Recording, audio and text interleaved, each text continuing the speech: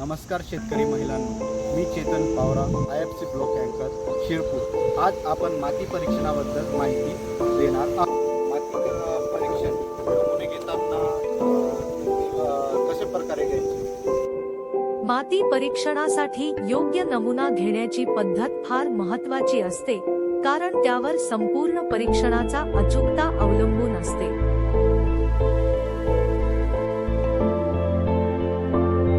माती नमुना घेण्याची पद्धत: शेताचे निरीक्षण करा। जमीन एकसारखी आहे का ते पहा। जर शेतात भिन्न प्रकारची माती असेल तर प्रत्येक भागाचा वेगळा नमुना घ्या। सर्वसाधारणतः 6 ते 8 ठिकाणांहून माती घ्या। झिगझॅग पद्धतीने शेतातून चालत ठिकठिकाणची माती घ्या।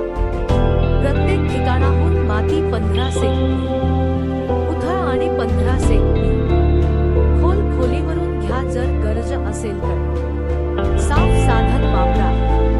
नमुना घेण्यासाठी लोखंडी फावडे, खुरपे किंवा माती खोदण्याचे खास उपकरण वापरा।